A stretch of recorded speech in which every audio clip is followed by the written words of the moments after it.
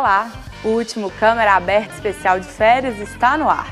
Nesta edição, relembre artistas que trabalham com efeitos especiais de terror e saiba mais sobre a arte de fazer instrumentos musicais.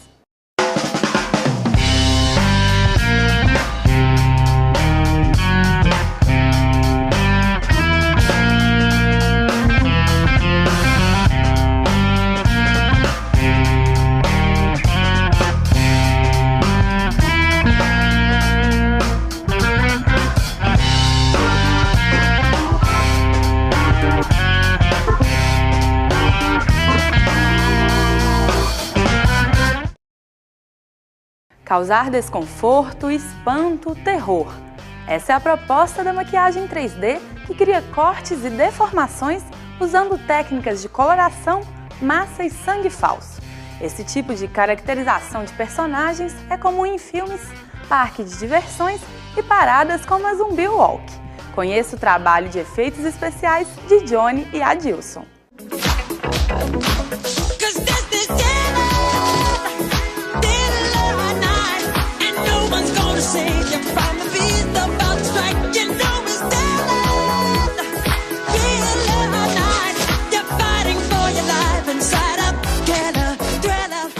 Meu nome é Adilson Monteiro, eu trabalho na Indiana Mystery, mais ou menos 18 anos, trabalho na área de criação, na área de direção artística também. Meu nome é Johnny, sou coordenador do Castelo há 18 anos e trabalho na direção também junto com o Adilson.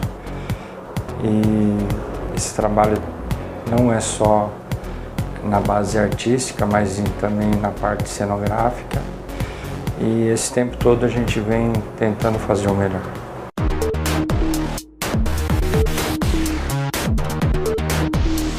A maquiagem de terror nada mais é do que uma vertente da maquiagem artística como um todo. Ela está presente no cinema desde que eles começaram os primeiros filmes de terror, com Frankenstein, com Exorcista, com os primeiros vampiros, né, o vampiro de Nosferatu lá atrás. Todos eles foram com maquiagens. E aí você vai utilizando os recursos alternativos da maquiagem para você poder trazer a realidade do filme de terror para a tela.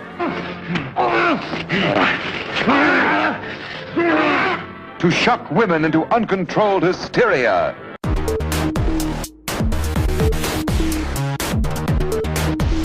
Atualmente a gente trabalha com dois materiais básicos da marca Slug, que é essa massa de deformação e o sangue artístico deles. E vários pancakes também, de marcas diferenciadas, vão de acordo com coloração, da necessidade do maquiador. Pancake é um pó, vamos dizer assim, à base de amido, que você aplica e que dá a coloração na pele, desde a tonalidade de pele comum até as cores que você quiser, amarelo, verde, azul.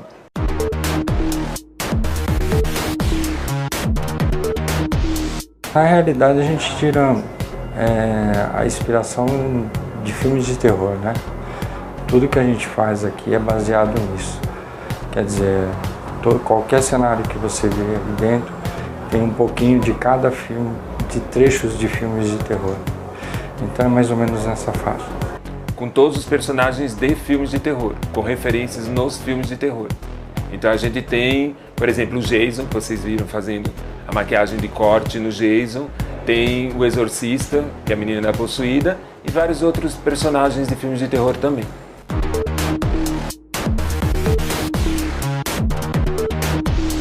Olha, às vezes a gente se assusta com o próprio trabalho da gente, né?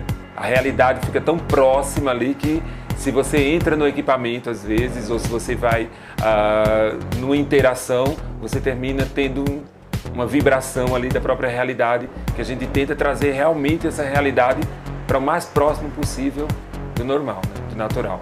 As pessoas fazem esse tipo de maquiagem artística, seja um corte, seja uma deformação, seja um buraco de bala, para voltar para casa e assustar as pessoas que ficaram em casa, ou assustar no ônibus, ou assustar na rua mesmo, né?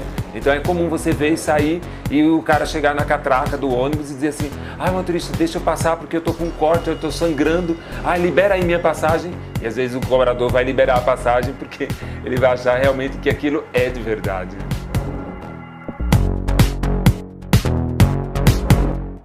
Então a Zombie Walk e outros eventos também, a Walking Dead também, que é uma passeata de zumbis também, ela trouxe muito à tona essa questão da maquiagem profissional de terror.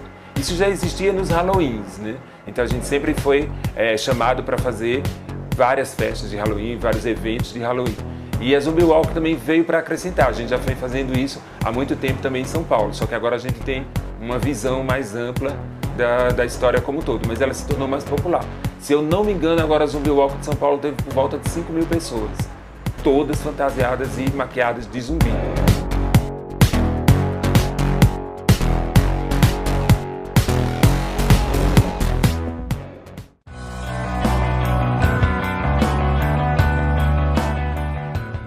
Todo o trabalho de maquiagem é uma arte, né? Nós acreditamos que tudo que se faz, a arte está no meio de tudo, né? Então a maquiagem que a gente cria aqui é uma arte. A arte, acima de tudo, é a expressão da realidade, é a expressão de você, da realidade com a qual você trabalha. Então você pode expressar, eu trabalho com plantas, eu posso pintar uma tela super legal de flores, de plantas, é a expressão da minha realidade. Eu trabalho com terror, eu expresso a minha realidade através da maquiagem artística de deformação, de cortes e assim por diante. Realmente é uma arte, está dentro da gente, sem problema, é só expressar, só colocar para fora.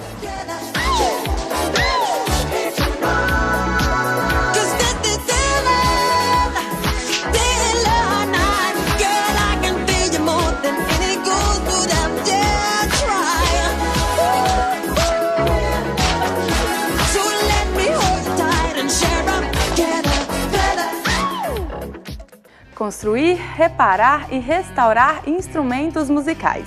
Esse é o trabalho do luthier. O termo vem da França e tornou-se geral, denominando os profissionais que trabalham com instrumentos de corda, sopro ou percussão. Relembra as histórias de 3 diferentes músicos luthiers que criam obras de arte únicas. Qual é a trilha sonora da sua vida? Carolina é uma menina bem difícil de esquecer.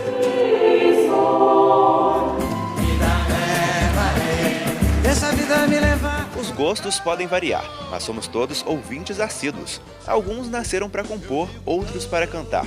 Mas antes disso tudo ser música para os nossos ouvidos, tem alguém que precisa se concentrar não para tocar as notas, mas para produzir os instrumentos musicais. Esse é o trabalho do luthier.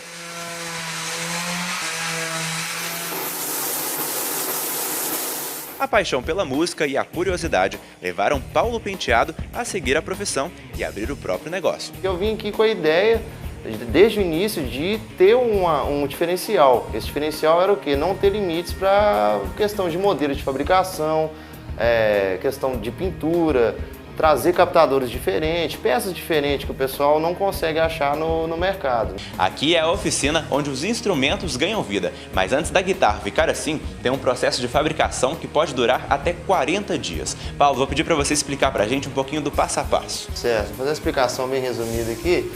A gente começa com essa madeira bem bruta, né? Faz a colagem dela e depois faz o desenho já do modelo escolhido nessa madeira e vem fazendo o corte, né? Tanto do braço quanto do corpo. Depois disso a gente vai fazer a furação para receber captadores, né? Faz a medida do braço bem específica, certinho para o encaixe com o corpo, que isso é uma das partes mais importantes, assim. E depois disso vem o lixamento, aplica a seladora, né, para tampar a madeira para poder receber a pintura. Na luthieria do Paulo é o cliente quem manda e o instrumento sai personalizado. A gente gosta de falar isso, que tudo é possível, né? Às vezes tem uns projetos muito loucos que não tem como fazer, né? Mas a gente gosta muito de desafios, que a gente trabalha com o sistema aqui de aerografia. Até um negócio até que foi o diferencial nosso aqui, que é uma espécie de tatuagem em guitarra. Às vezes o cara compra uma guitarra já de marca, que existe e tal, mas ele não está satisfeito com o shape de braço, com a pintura, com o som, então a gente possibilita ele ter esse leque de opções, né? Ele pode trocar captador, pode pintar, pode mudar modelos. Antes de levar para casa, uma palhinha para conferir o resultado. Exemplares como a guitarra e o violão são populares, outros nada convencionais instigam. É o caso dos instrumentos confeccionados por Raja, personagem de uma história que é mística até na trilha sonora. E tudo começou num sonho com instrumentos indianos. Eu via sempre ele em sonhos, assim como outros instrumentos, né? Principalmente o sitar, o surbahar, que seria um sitar maior do que esse ainda. Seria o baixo sitar. Então eu via eles dentro de um quartinho, eles pendurados assim, no alto. E eu entrava nesse quartinho para pegá-los e mostrá-los para as pessoas, como se eu estivesse vendendo numa loja. Então esse sonho eu tinha desde criança, e esses sonhos começaram a partir dos meus 8 anos de idade. E eu fui negando isso, né? E a partir dos 23 anos, eu comecei a me aproximar bastante da cultura indiana, né? Eu fui professor de yoga. Então essa informação chegou para mim e se incorporou. Raja tornou-se luthier apenas por meio da observação, e um instrumento cheio de detalhes como o sitar leva 30 dias para ficar pronto. Esse sitar ele tem 13 simpáticas, né, que são as cordas de ressonância, essas cordas, as cordas que vêm embaixo aqui. As cravelhas são essas, as cravelhas que controlam as cordas simpáticas, né? É como se fosse um reverberador natural. Quando você toca uma nota, ela reverbera embaixo.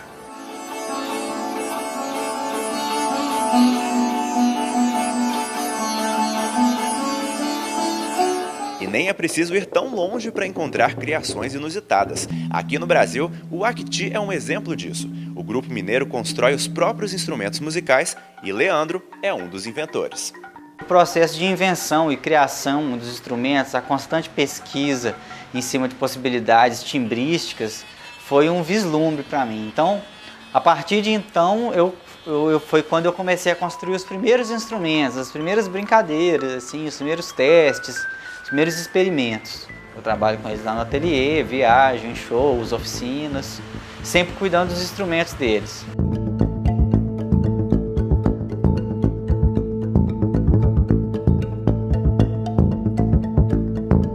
O que mais impressiona é a facilidade que esses artesãos da música têm para criar. Foi demorado, né? Tive que pegar as ferramentas e começar a escavar a madeira e começar a dar forma a ela. E logo depois montar, né? Fazer os testes. E isso demandou muito tempo, muita perda de madeira, dinheiro. Primeiro eu fui só como músico mesmo. Foi passando o tempo, eu sempre fui muito fuçador, né, assim, me fuçava nos meus brinquedos e tal, e depois eu passei a querer abrir meus instrumentos, né, eu ganhei uma guitarra e eu comecei a ficar muito interessado de como é que era o funcionamento daquilo por dentro, né. Eu descobri que eu tenho uma facilidade para lidar com ferramentas, para lidar com medidas, cálculos, desenho, projeto, né, para poder lidar tanto com o fato de você pensar em algum instrumento, ter aquela ideia inicial, esboçar, até chegar ao resultado final e muitas vezes ver que aquele resultado ele pode se desdobrar em vários outros.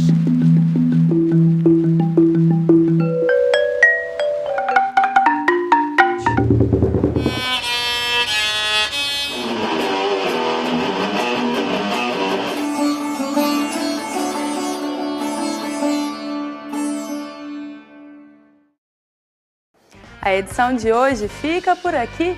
Com ela eu me despeço da apresentação do Câmera Aberta. Os meus agradecimentos a toda a equipe que me acompanhou nesses 41 programas. Claro, a todos vocês que me assistiram. Câmera Aberta volta na semana que vem com muitas novidades. E a gente se vê por aí.